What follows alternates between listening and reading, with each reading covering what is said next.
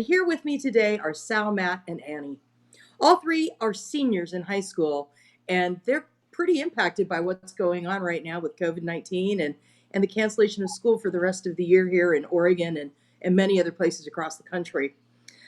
We know now that Oregon seniors aren't going back to school, and they're experiencing a lot of loss. So we're going to focus on them these next few Facebook Live events and talk about what matters to them, how they feel about what they're missing out on, and their ideas and suggestions on how to make 2020 a very special year. As a reminder, the information provided during this event is for educational purposes only. It's not intended, nor is it implied, to be a substitute for professional medical advice. So let's get going and let Sal, Matt, and Annie introduce themselves. Sal, do you want to kick us off and tell us how, a little bit about who you are and how are you doing mentally since school's been out? Of course. Hi, Dr. Robin. Thanks for having me today. My name is Sal, and I'm 18 years old, and I go to Mountainside High School, or at least I used to at this point. And honestly, mentally, it's been a roller coaster the past month.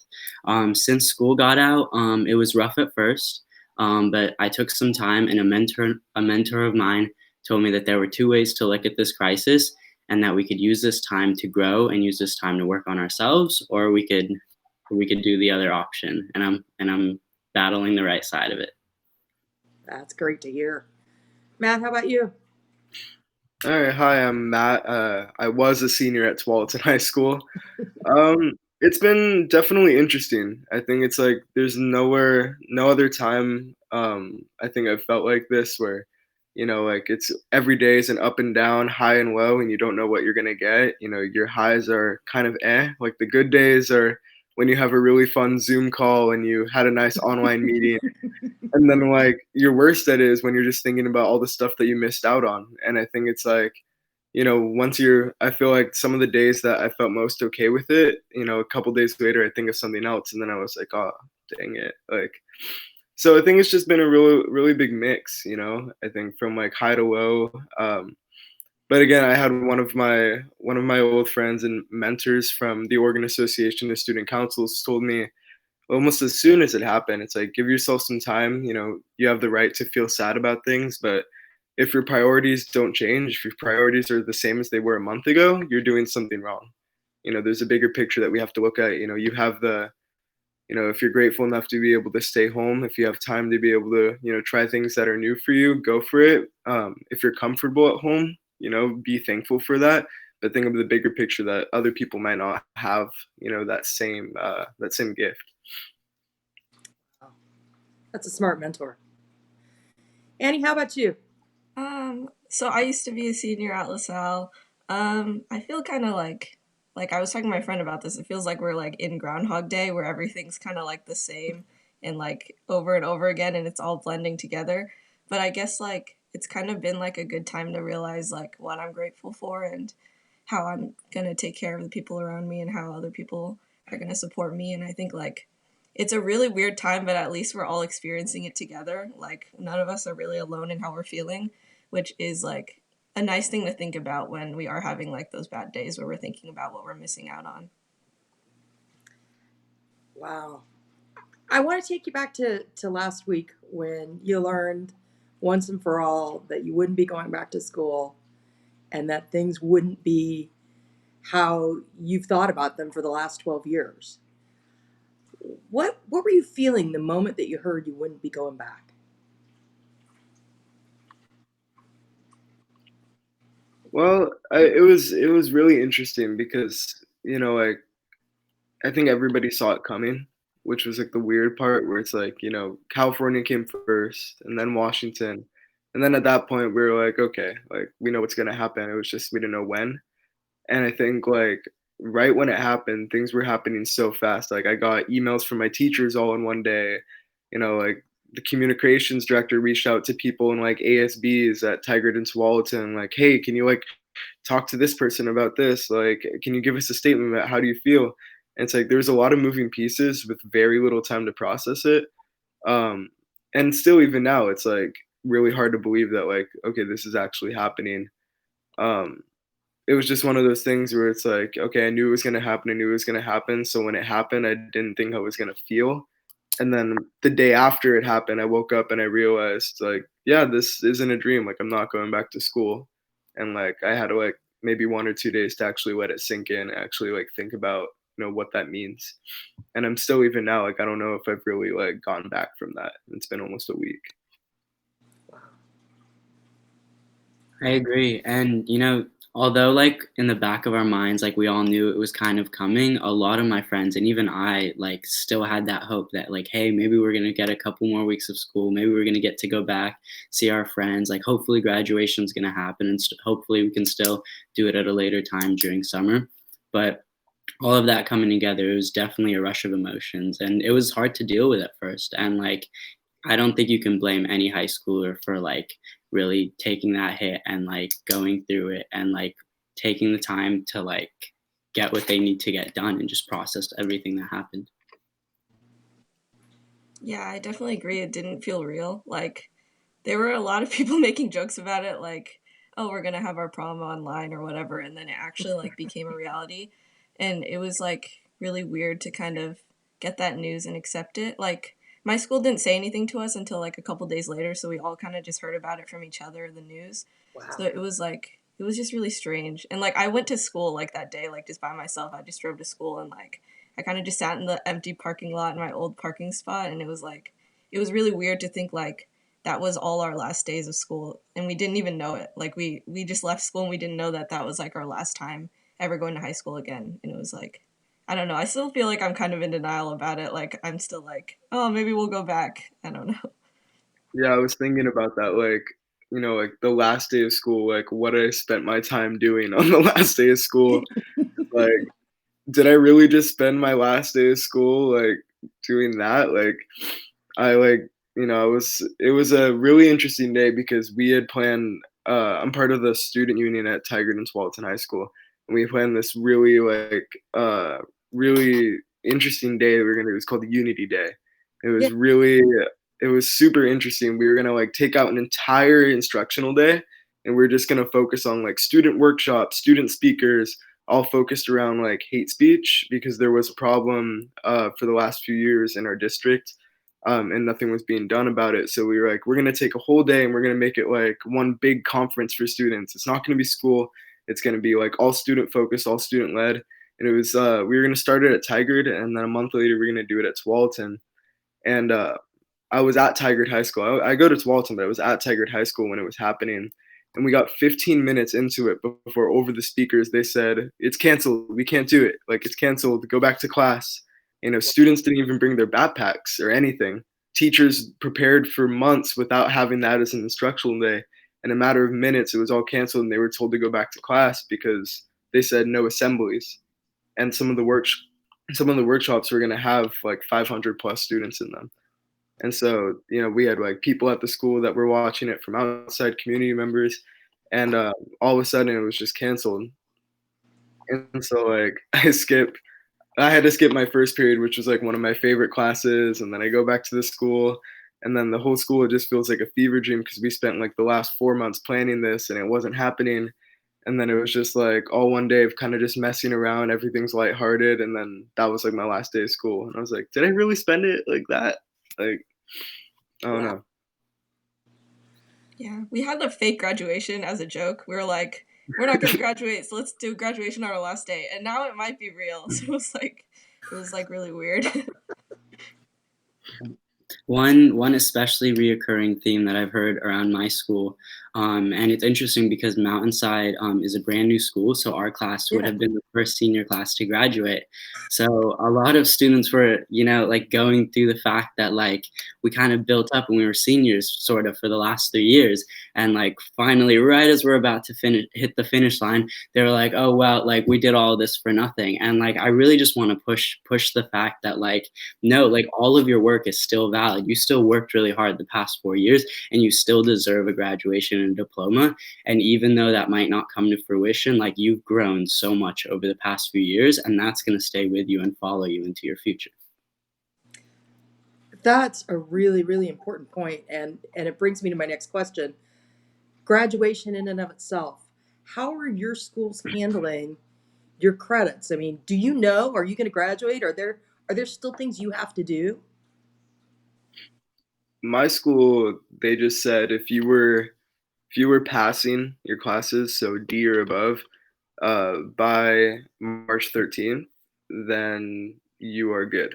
So for seniors, this is only for seniors, but if you were passing your classes by March 13th, or if like in the meantime between March 13th and now, like teachers put in grades, um, and you have like everything's higher than a D, then you get a pass on your transcript and you just get your credits handed to you.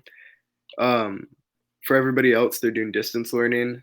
Um, and it's kind of confusing because some teachers, senior teachers, are still going to do classes, but Mhm. like it doesn't matter. They just kind of they said it's like we want something to do and we want to keep your brains busy, so you better come to these Google Hangouts. Um, but yeah, that's how they're working it in terms of like your grad status at Tualatin.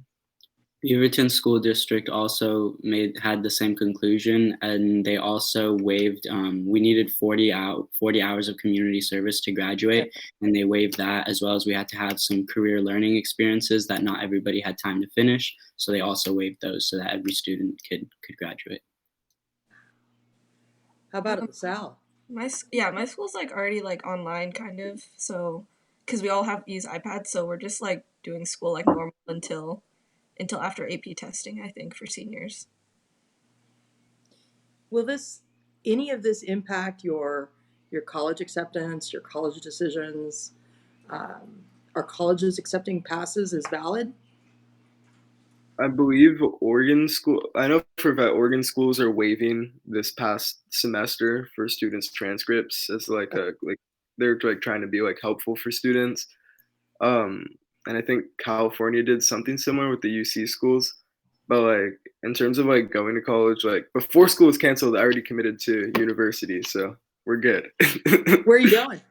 I'm going to UC Berkeley next year. Nice. Sal, how about you? Does this impact your college?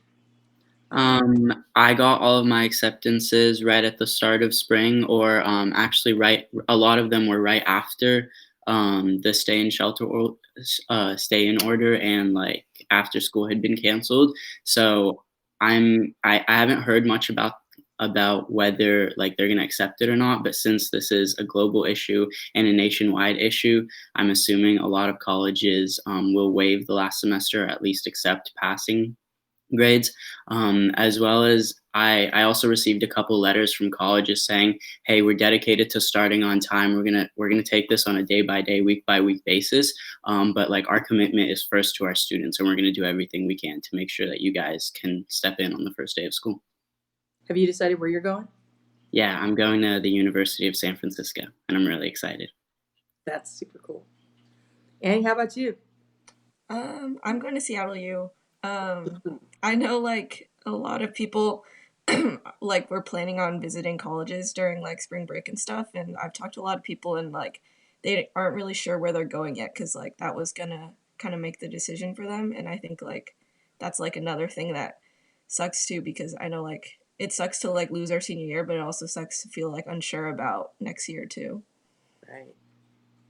Oh yeah, that's so true. So when you think about your senior year and all of the milestones that are supposed to happen, and this is just one of them, what's going to happen for you for college. What are the milestones that you're really missing right now for you?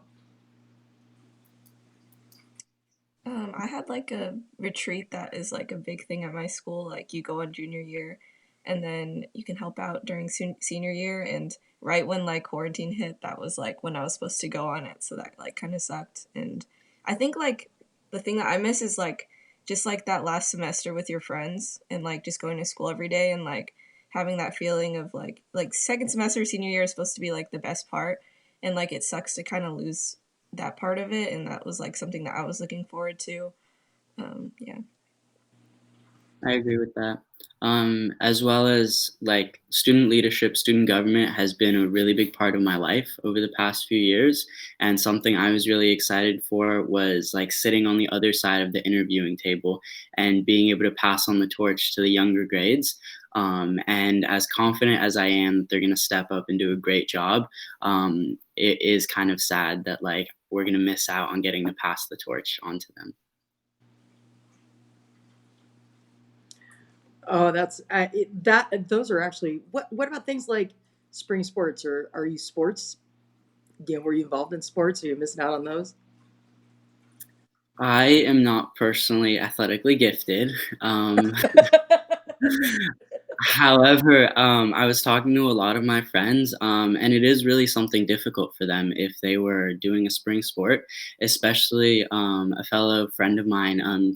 She and her dance team had been working literally from August last year on the same dance routine, and they were supposed to go to a competition next month. And I also had a friend whose cheer team had been practicing the same routine since the summer of last year, and then like they qualified for nationals and they were super excited and they fundraised and everything, and then it just got canceled. So I'm pretty sure that's hitting them hard.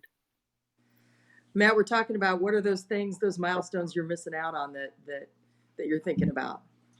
Oh man, besides like the big ones like prom and graduation, I think for me like so I've been in student body for 4 years now, and it's like the highlight of high school. And like we do this special ceremony for it's called inductions, and it's where like we do like a little inducting ceremony for the new ASB officers, including the eighth graders that just ran and got accepted into something and they have no idea what it is. So it's kind of like their little intro into not only ASB but like to high school. And so the seniors they all like give speeches like to the incoming like officers, but it's mostly for like the eighth graders, Uh-huh. um giving them like advice about ASB and advice about high school. And it's like like I came in eighth grade, and like hearing those speeches, like the first time you hear it, it's like, man, like I want to be in this. Like it's something you think about every year because you do it every year and watch the seniors give their speeches. And like for 4 years, I've been waiting to give my speech, and now I don't get to do that.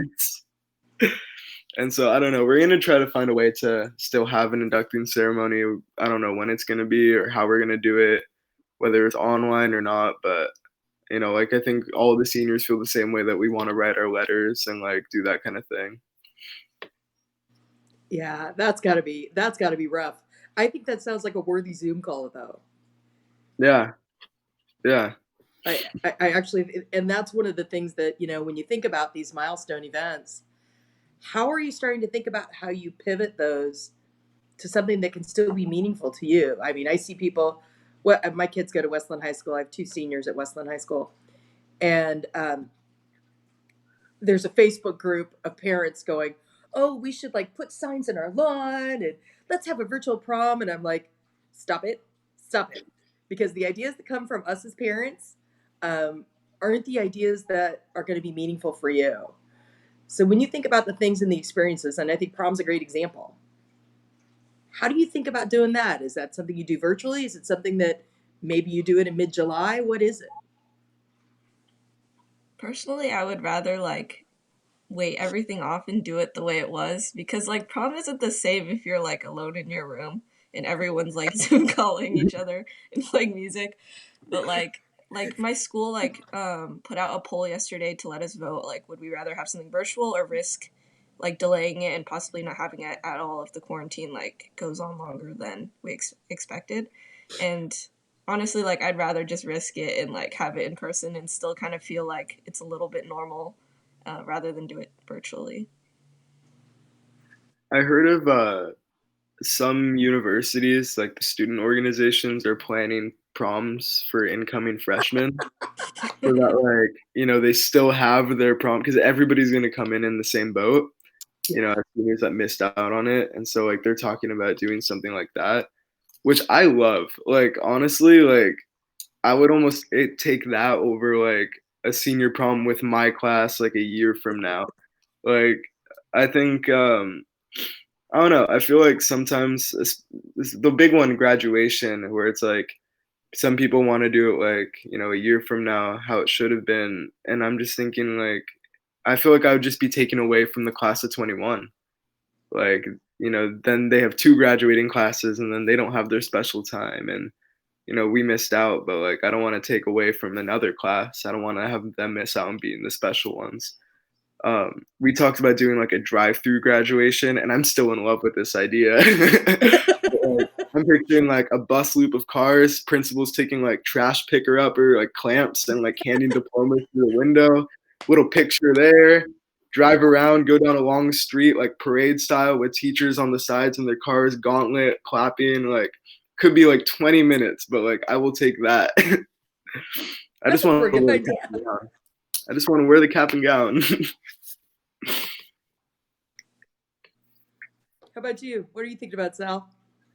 I mean, I completely like they couldn't have said it better. And like we too were talking about the drive-through idea. Everyone was talking about throwing their hats out of the moonroof of their car or the caps. And like I think I think the logistics of like what each event doesn't really matter as much as the fact that everybody comes together and shows that like we're unified, you know? Like I love the hashtag alone together because I really do think it describes exactly what each and every single person in this country is going through right now.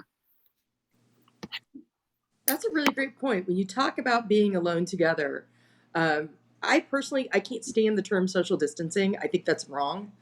We have to keep physical distance, but we need to be socially close. And I love that. I love what you're talking about in terms of alone together. What are some of the things that you're doing to stay together while you're alone? Me and my friends have been Zooming, and then we make like Kahoots about ourselves, and then we play them all together. Or like, there's like a lot of online stuff. Like, there's Pictionary online that you can all play together, and like, it's just like about finding ways to kind of still like do stuff together without being together, which I think is like important because that's like even more fun. Like, it's important to keep talking, but also it's important to do things to get like our minds off of what's going on. I agree. One of the things I was most excited for this year is I'm interning for a candidate for state senate, and we each have individual call teams that are making calls and phone banking every day. And our team will get together on Zoom once or twice a week and really just shoot the breeze. You know, like we'll talk about whatever we want to talk about. Maybe we'll watch a movie on Netflix all together and chat about how crazy that last episode was. And like I think that a really big part of it is just the fact that like you get to you almost get to see a different side of everybody, like whether they're in their bedroom and you see like the backsplash that they have on their wall, or like how like, they're reacting 2 weeks without seeing anybody. Like it's really cool, and I feel like almost there's a different connection that I never thought I would have with a lot of different people that I've known for a long time. So I'm interning on the same Senate campaign, and that's like I think that's the biggest thing that's like kept me going the last month, because like I think like Sal can agree, but you know we had this huge plan, like we're running a progressive campaign, it was going to be huge, and we were going to knock thousands of doors, and it was going to be like, oh, we were so ready to knock so many doors, and then like all this happened, and so like we've adapted, and like you know like our team though has still grown, and so like to the point where we split up into smaller teams where Sal and I are the leaders of like two different teams, and you know like checking in on my team once a week, and then all the student leaders checking in with our candidate once a week has been like the big thing. That's like, you know, it gives you something to look forward to day by day, because the meetings, you know, although we're working on a campaign, it's not like it's like serious. We take the campaign seriously, but we don't take each other seriously. And so like we get to have our fun with each other. We get to stay close that way. And in a way it almost mandates us to, you know, keep checking in on each other. It's like, you know, we're still, you know, we're part of a team working towards a bigger picture, but we're also part of a team because we want to take care of each other. And so we're holding each other accountable through this whole thing. That's amazing. And it's very true. I mean, I look at my own team. I have a team that I'm leading at my hospital, all of the behavioral health providers and all the things that we're doing in behavioral health. And we get together uh, every day. Well, we actually now do it. Yeah, we do it every day, my team. And we know things about each other that we've never known before. And it's remarkable to be able to realize. I was telling somebody this morning, I have like 32 managers across all the different departments that I manage. And it was a struggle to get all 32 together in one room. So we only ever did it 4 times a year. In the age of COVID, we do it every day now, every day. And we've made more progress transforming how we provide mental health care in a month than I think we've made in the last 5 years. And it's because we're working differently. We've realized that you don't always have to be in a room to build a relationship. You can build a relationship on a Zoom call. So what I really want to close out our time together, because it does fly by so quickly, is with your advice. You know, you've got other students out there who may not have the opportunities and the perspective that you have, and they're going to get down. And I'm sure all of you have had that day. I call it where you hit a wall and you realize how much this really does suck. What advice do you have for people when they hit that wall, and what's worked for you to help lift yourself back in the game? Anybody want to jump in? Get outside. That's a big one. I'll admit I took my time to be pretty down. I took about a week or so, maybe a little more, where I didn't leave the house. I stayed inside, and but I think one thing that's got me going is like when I'm feeling like extra down, like I get up and I go on my bike and I just ride. Like I get out. I don't know where I'm going until halfway through the ride, and I'm going somewhere. I'm like, okay, like when I'm tired enough, I'll stop. But it's like, I think that's like I think the best thing for me, because when I started looking back, like, before the closure, I didn't spend much time at home, nor did I have much time to, go on a bike ride or like stuff like that. Like I was pretty involved in my school, and even though I was only having 5 classes this, semester, I was still waking up early to go to school, and the one that was leaving late, and I was still going to the district office, and I was still going to this and that, and spending like very little time. But I think like this break especially has given me more time to like kind of think about myself. And so one of those things is like I always wanted to get outside and do stuff like that, and now I have the time to do it. So I think the advice is just like pick something up. Like, one of my friends, she used to love to read, but now she didn't get to do it because of school, and now she's just been reading like crazy through the break. It's like this gives you time to work on yourself, whatever that looks like for you. I'm a big fan of stoicism, and the primary tenet is we can't really control the environment around us, what happens around us, and the situations that we're going to be in, but we can control how we're going to react. And basically, just like Matt said, take the time you need. Like honestly, like we're mourning the end of our senior year, and like you are perfectly valid to do that. Take all the time you need to just get to a place where you've accepted what happens. And then like even if none of this happened, the end of senior year is a time where you're reborn. So take this time to like realize what you want to be reborn into. And like one very specific piece of advice that I would give is create a schedule, create a structure for yourself, because without school and without like the original structure that we've been following forever, you can kind of lose yourself and lose track of time. So if you just give yourself like an outline for what you're going to do every day, I think that's a step in the right direction. Absolutely. Annie, how about you?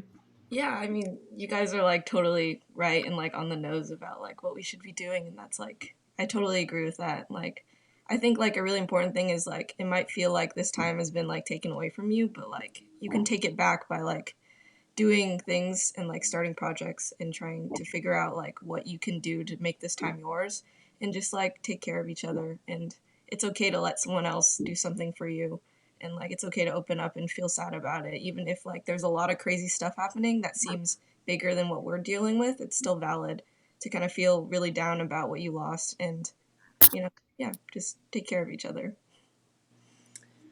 Well, Annie, Matt, and Sal, I want to thank you so much for joining me today on Talk to Be Well, and to everybody for listening and sending in your questions. I know we didn't get to many of those today, but that's okay, because we're going to be back again next week with 3 more seniors who are going to talk about their experiences and how they're coping. If you're looking for help with processing anxiety, depression, and coping during these very difficult times, please visit us at providence.org. We also have our website with new resources for teen mental health aimed at helping students, teachers, and parents. Please check us out at Work to Be Well. That's work, the number 2, bewell.org. I'm Robin Henderson, Doc Rob, with Talk to Be Well. Thank you again, and we'll see you next week.